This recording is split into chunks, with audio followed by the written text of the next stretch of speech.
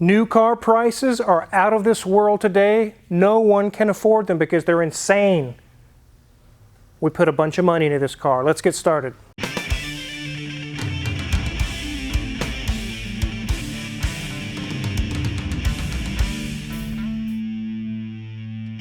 This is a 2007 Cadillac STS. It is in fairly good condition. The customer brought it in for some oil leaks, some suspension issues, and also just an inspection to check it over and make sure everything's doing okay. And we actually got a bill together for over $4,000. And the customer said, do it all. And that's what we're going to talk about today. I've been seeing that a lot lately, which is, I'm not complaining, obviously. That's good for the bank account here at Omega. But 10 years ago, you used to have to kind of battle with the customer to get them to fix everything.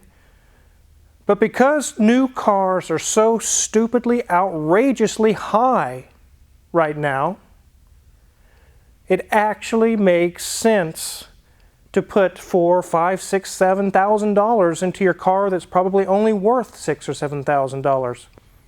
Because the car payment you would have each month and insurance and everything on that at the end of the year would be far greater than just fixing your car. I just did actually an interview with marketplace.org on the rising cost of car repairs. There's a link in the description. You can go check it out. And how car repairs have gotten so expensive, but yet it's still worth it even at the higher rate because the cost of new cars is so insanely high. Very, very high. I'll give you a few examples. If you were to purchase a new version of this, which would be something similar like a CT5, a 2023 CT5, is almost $40,000. It's okay, I'll just get a Toyota Camry, I'll call it good, and it'll still be relatively cheap, right? Here's another one. $30,000. Even just a basic SUV like a GMC Acadia, which I advise not to buy. But if you were looking at a cheaper SUV, $40,000. These are base MSRPs. That's not including you adding the options. That's not including sales tax. It's not including everything else that will probably make them another $10,000 more than what I just told you. And then interest on your payments for the next 5 or 6 years or 4 years or however long you go, it's way high. People know this. People are starting to figure this out. There's actually a slowdown in sales of new cars right now. People are kind of reeling from some of the bills and things going out, and they're like, you know what? It's $4 or $5 grand to fix this thing. I can do that. And I'll be leagues and bounds above buying a new car right now. It's really not what I want to do right now. It's really panning out anymore to just fix what you have. So let's take a look around this thing and talk about some of the things we've already fixed. It's actually pretty much done. We need to do some cleaning on it, finish it out. So here we are on the front of this STS. It's actually in pretty good condition. It still has fairly good styling. It looks nice, presents nice. It has some scrapes like here on the bumper. The paint is a little bit chipped. But it runs and drives very well. And as we go down the side, see the wheels are decent, the tires are fair. It's not dented in or caved in or rusted out. It's actually a very usable car. It looks very nice. Definitely worth keeping on the road. It does have a North Star. We'll talk about that here in a little bit. But down that side, equally just as nice. Let's go ahead and hop under the hood. Here we are with a North Star, very similar to the one that was actually in the XLR that I just had. Similar arrangement and everything. I'll go ahead and pull this cover off.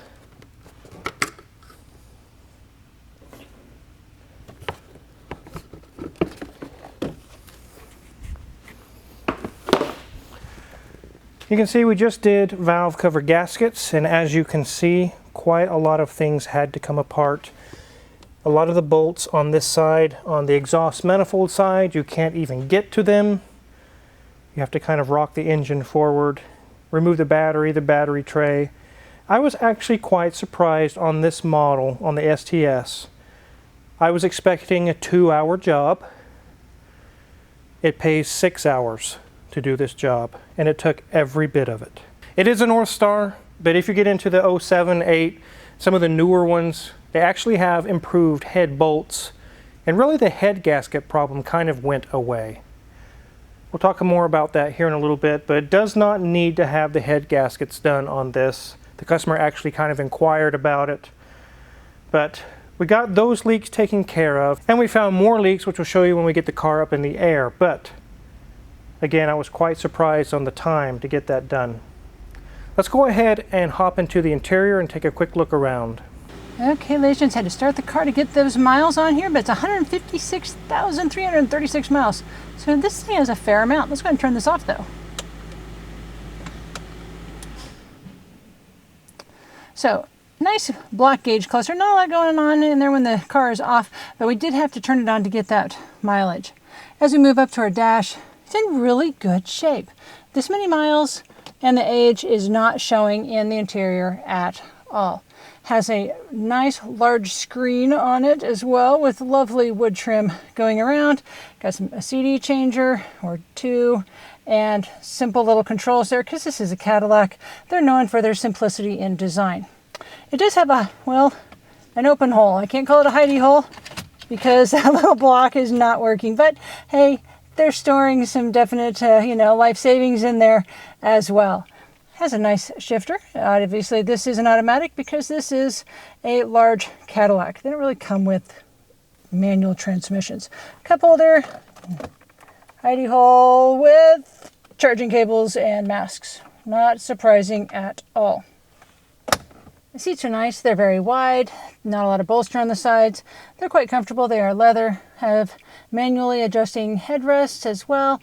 Our door cards have a light, kind of a dove gray on top along with our headliner, and a darker gray on the actual door card itself with a little bit of wood accents as well. The back seat is actually quite plush back here, but they do have a car blanket, which I always appreciate having a car blanket in there. You never know when they are needed and how handy they really are. But got the car blanket, got a nice big armrest in that center section so each person can have their own space. It can be a fifth person in the car if they want to sit there, but this is a nice car for 4 people. Headliner is in amazing condition. Can't complain one bit. There's no marks, no scuffs, no tears, nothing. So here we are at the steering wheel, and the steering wheel has both a wood and leather sections as well.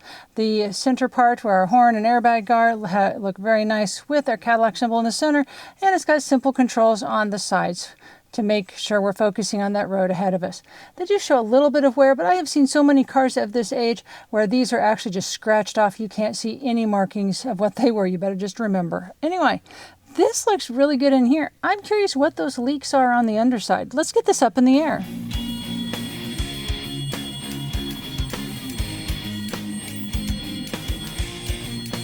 So we'll go ahead and take a look underneath and show you some things that we actually had to replace and also do a quick checkup of the vehicle. Right here we can see that this is not wet. This is our actual radiator shield, or underbelly I guess you would call it. Kind of keeps stuff from underneath here, getting debris up in there. But you can see it has new lower control arms. The old ones had bad bushings here. They had bad ball joints. I had a whole bunch of things going on. And also the bushings here inside of there. It just made sense to get an entire new control arm, and it's all nice and brand new. So as you can see there, you can see some orangish colored fluid. It was actually antifreeze coming from the thermostat housing. The gasket was leaking, and that was totally unplanned. We already had a lot of that stuff apart anyways, and it's literally a $10 gasket, so we didn't charge a whole lot more just to get that taken care of. It was literally right there, so we took care of that. But there was one hose on here that really made Grimes work pretty hard. It was a power steering hose that was leaking badly all over the place. And it's this one right here. And it wraps all up and through the actual subframe, all up around the engine through by the rack up here. You can actually see where I'm touching. There's another portion of it. It was very, very difficult to do. It took quite a bit of time. It was leaking bad out of this sheath and just spraying oil all over the place. But luckily that has been taken care of, so we've gotten the leaks taken care of. We need to just go ahead and clean the bottom of it and get it taken care of that way. So this could have been an easy one to miss. You see a bunch of oil and things leaking on the ground and you're like, well, it's just an oil leak, but it actually had antifreeze there too. We'd luckily noticed it when we had some things apart. But we got all the things replaced, the leaks are fixed. We just need to do the final cleanup and get all this done and we can get it on the ground and get the car out of here. Let's go ahead and check on our way to the rear of the car though.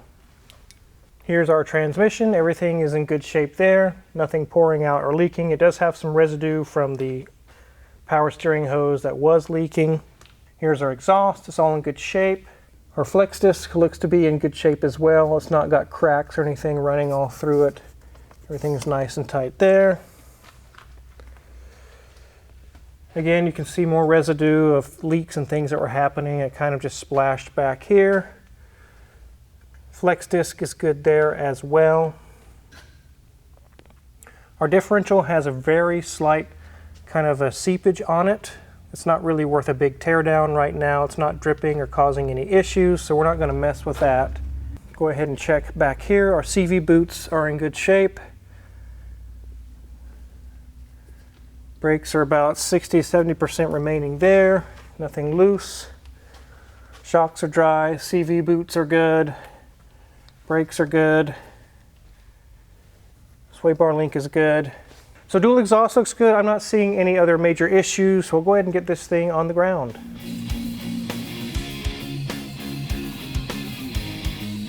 So like I mentioned a minute ago, the rising cost of car repairs, it's happening.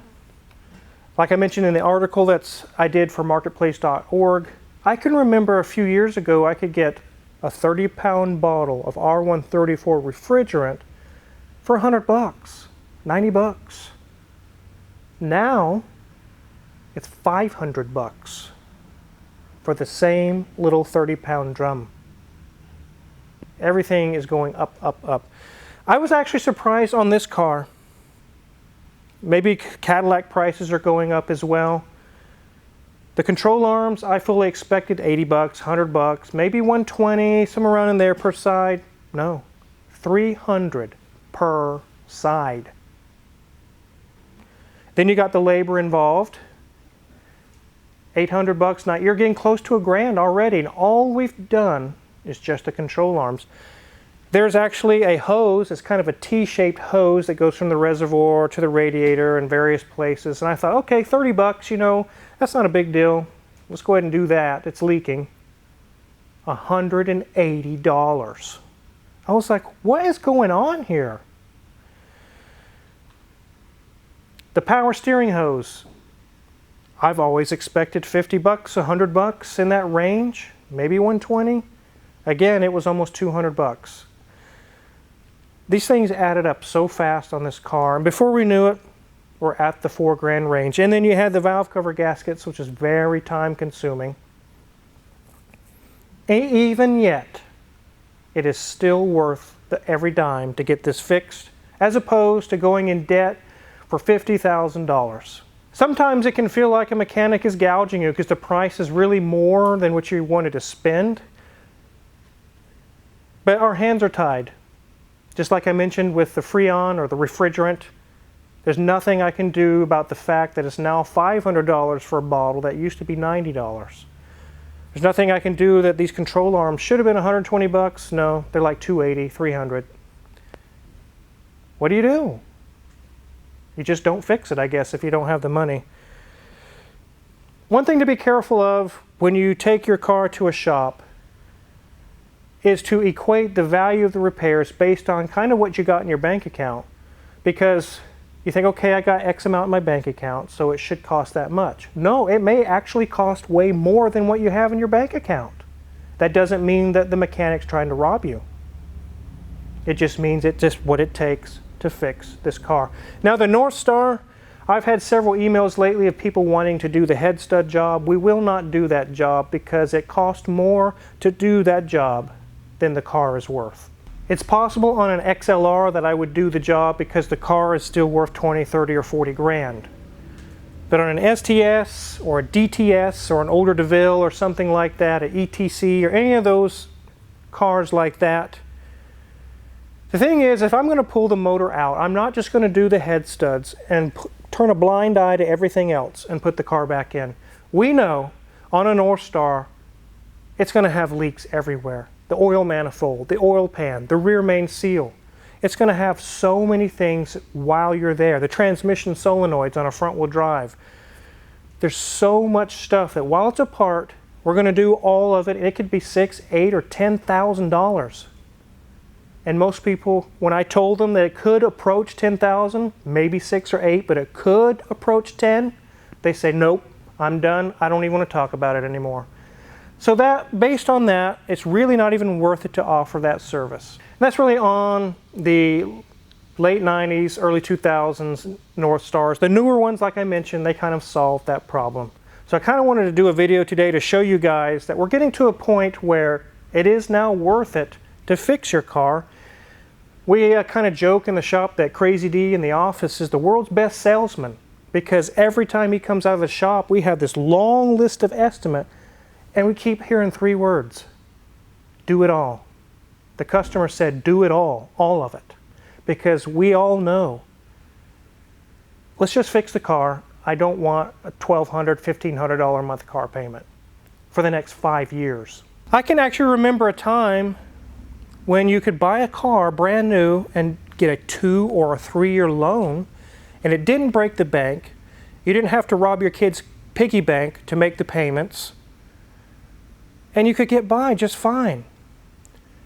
And it's just kind of absurd that now there's actually 4, 5, 7, and even 10-year loans, because the banks and also the car makers know the prices are so high, we're going to have to allow people to stretch it out further just to be able to make the monthly payment.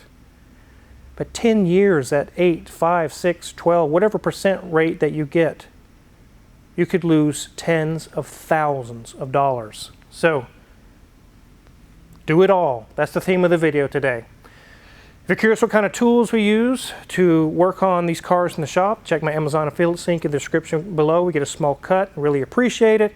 Make sure to head over to Mrs. Wizard's Ways. There's a link in the description for that as well. Go check out what kind of things she's got going on in the bus or other projects. Also, the Marketplace podcast that I did is in the description below. You want to go listen to that. It's a very interesting article that interviewed with them. And make sure to hit the subscribe button here as well, because we got bus updates. There's a beautiful GT Speed behind me that came in not running. You want to know why, what happened to this thing. You're going to have to hit the subscribe button to find out. So, thanks for watching.